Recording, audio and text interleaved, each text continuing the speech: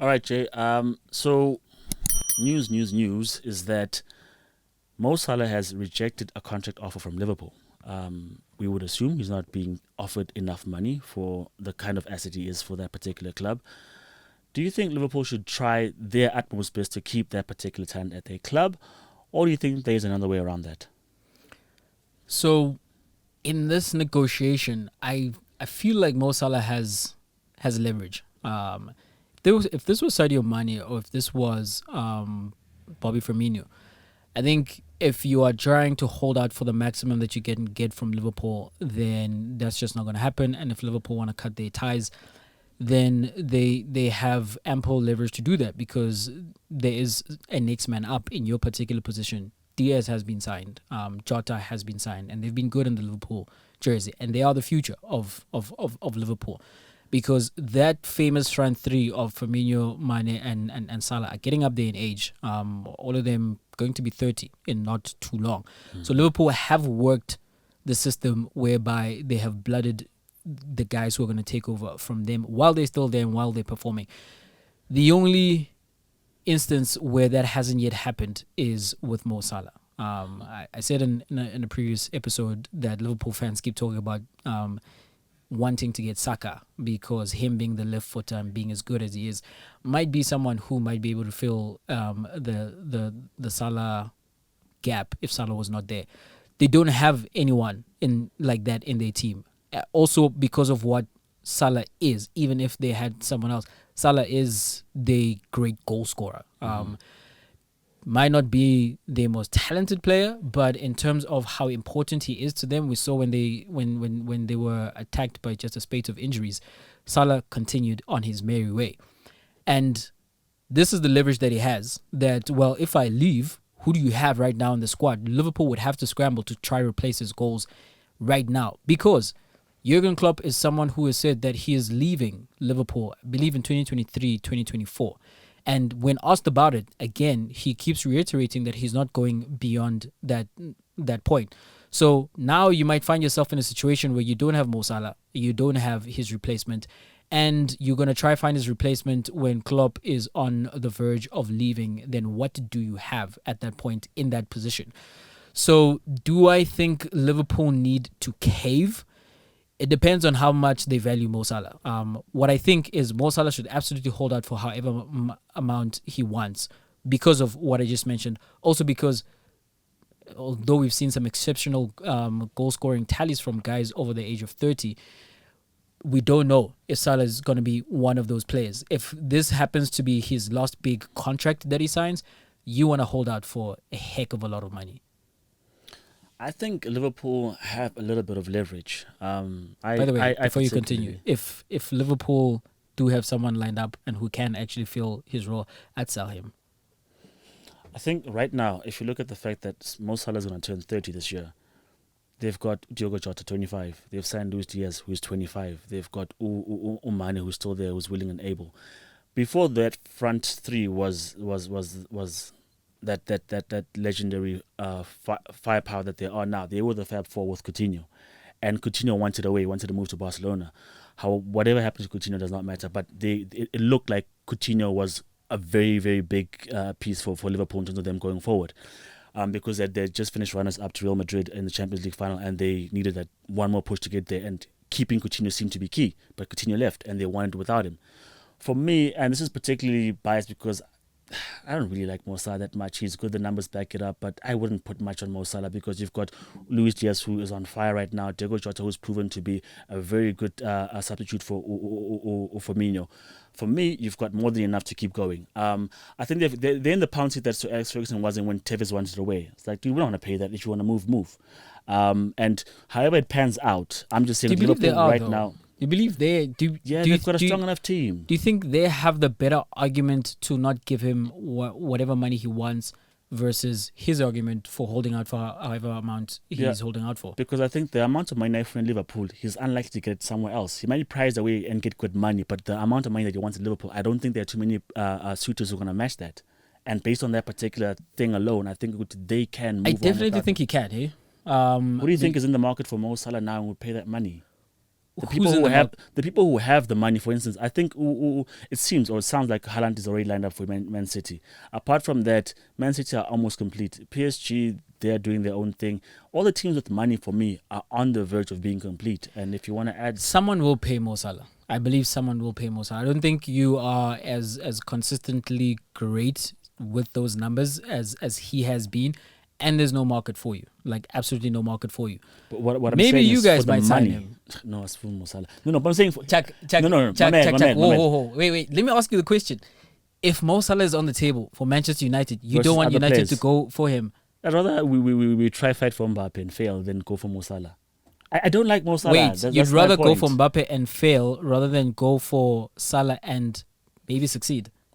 Donna, as a fan, I'd rather watch Mo Salah in a different shirt. I don't care what he's doing for other teams in other shirts. I don't particularly like Mo Salah. You, as someone who's a watcher of the game, Chuck, and considering that you don't necessarily if I were have to build a world anyone. 11 now, Salah's on my bench. Hold I up, don't like Manchester Salah. United, not a World 11. Manchester United, considering that you aren't scoring all that many goals and you don't have someone who's really holding down the role that Mo Salah plays at Liverpool, out on the right, coming from the left and offering goals, you don't want Mo Salah at Manchester United, giving Manchester United what he's giving Liverpool. Fine.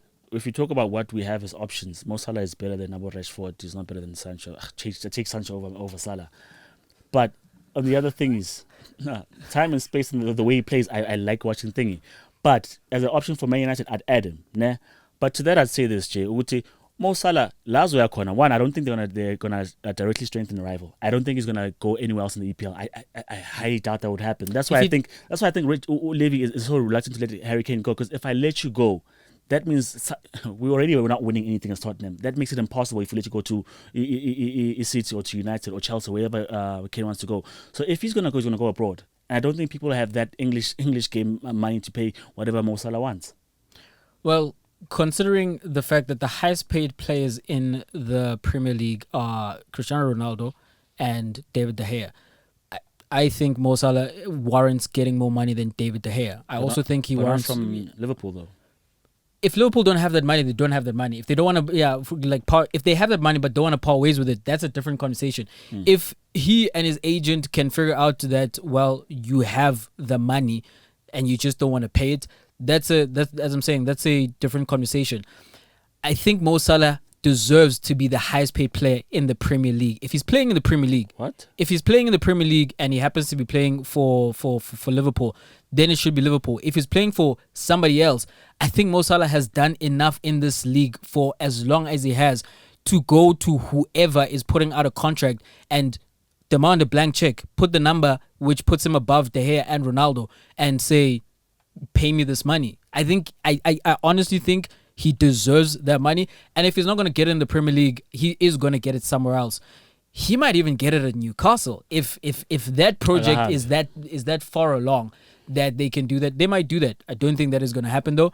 But in terms of on the side of Liverpool, I'm a fan of selling someone a year too early rather than a year too late, because if it happens that he signs the thing and it happens as it happened for somebody else who's now playing for Barcelona, then that's an albatross, and you are just straddled with that contract, whereas he's not performing. Although everything that we've seen from Salah up to this point suggests that he's going to continue being the player that he has been for a few seasons yet.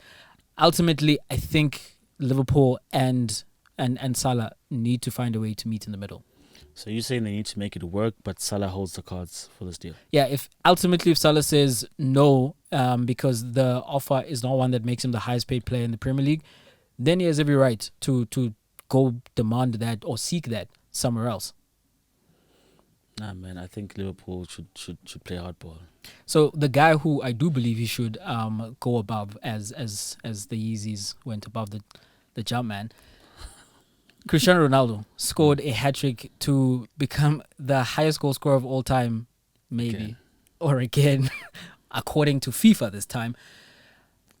I want to ask you this question, Chuck. What have you made of his return to Manchester United? If we assess his comeback to the Red Devils, what would you say? What grade would you give his time there?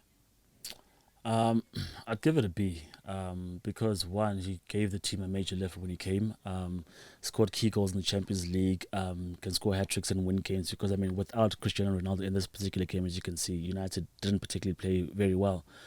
I give it a B because outside of that, in terms of his goal scoring feats and his numbers in the game, you do feel that he was, or rather, he is too big a brand in this current team. It feels like the Ronaldo shadow is over Ragnick, over the other stars. It feels like he's an engulfing force. And if Ronaldo is subbed and he sulks, it's news. If Ronaldo's absent, it's news. If Ronaldo's, it's news. And it takes away from what Ragnick is actually trying to build. And I know he's an interim coach and he only has limited effect on the team, so it's said, and power as well. But I give it a B because without Ronaldo, if you look at the firepower, for whatever reason, Rashford is dead, Martial is gone, Cavani can barely get a game in because of injury issues. But in terms of trying to fix that issue, I mean, how many other options are better than Ronaldo out there in the world that you can get? So for them to get Ronaldo and for him to prove that there's still goals in him, for me, I agree that a B. I don't know if I disagree. What expectations should Manchester United fans have had, and what should they have now? Coming into the season, my expectations were, and I suppose these were his expectations as well. He is going to put the team over and above what they were. He's going to put them over the top. Where United were Cristiano Ronaldo goals away from seriously challenging for the league title based on where they finished last season. But Liverpool did fall away last season because of injuries.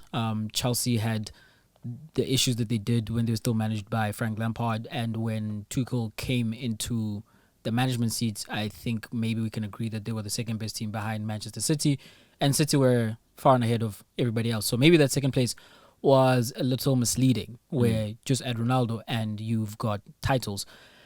But because when you then look at what he has done, I think he's 2 goals away from being outright second leading goal scorer in the Premier League.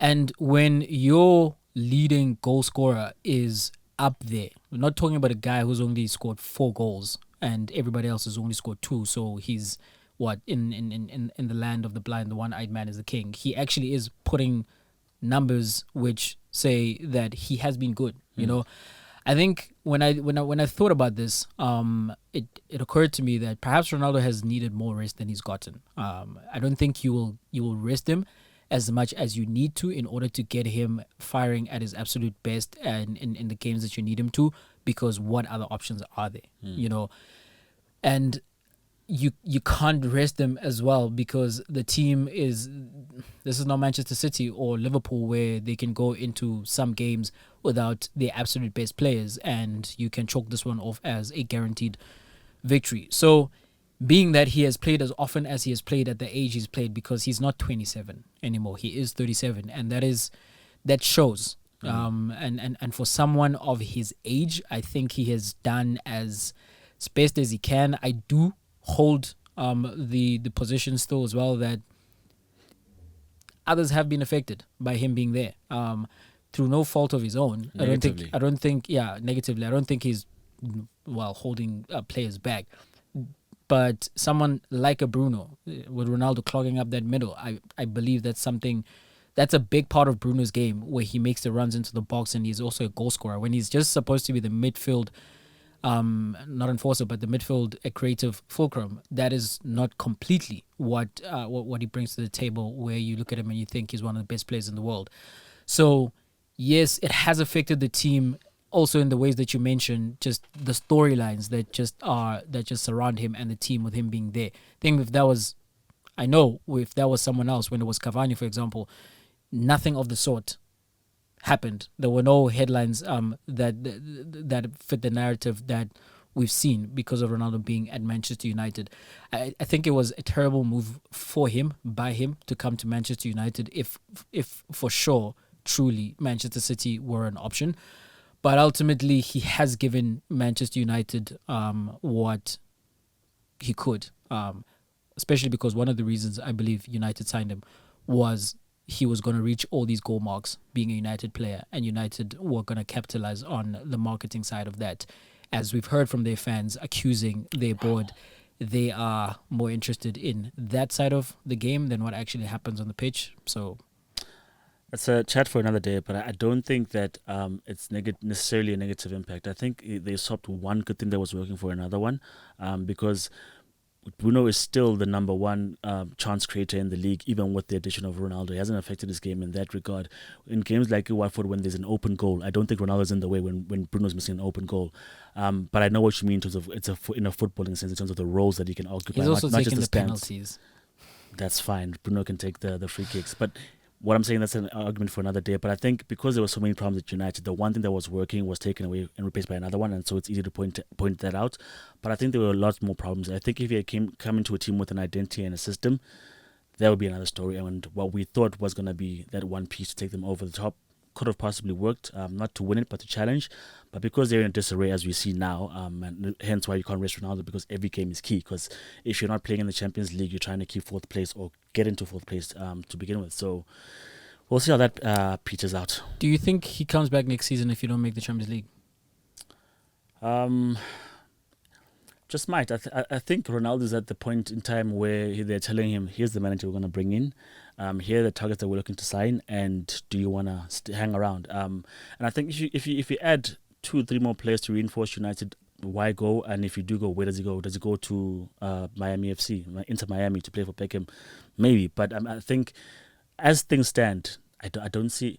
It would be sad to witness it, but I don't see him staying with this current team. Mbappe is leaving PSG for Real Madrid, so he may go disaster play with than Messi what is and currently Neymar. We don't know. I don't think he's gonna stay, and the only reason I say that is because of that interview that he had, where he clearly outlined that he did not come here to be number 5 challenging for where United find themselves. So I think it would behoove Manchester United to make it into the top 4 somehow and keep Cristiano Ronaldo. Just have to go win the damn thing then. That's true. That was also heard on the podcast over the weekend. All right, guys. Thank you for joining us for yet another episode of Two Up Front. Please don't forget to like and subscribe to our YouTube channel. Do find us on every streaming platform for the audio podcast. Do follow us on social media. You can find us on Twitter and on Instagram at Two Upfront Pod, and you can find me at J_Mzulu. You can find Chuck at Chuck2Up. I am Jay, and I'm out. All right, guys, hit us up on those platforms. Let us know what you think of PSG and their capitulation. Is this one of their biggest flop, or is this the biggest flop? How do you grade Messi's move to PSG? Has it worked? And does this hinge on the Champions League success alone? Kane versus Benzema. If you look at their numbers, if you look how we've measured them from the age 20 to age 28, who do you think has had the better career thus far? Mangoba's comments, Peter's comments, look them up. Let us know what you make of those comments. And then lastly, do you think Liverpool need to break the bank to sign Mo Salah? This is Chuck, and I'm out.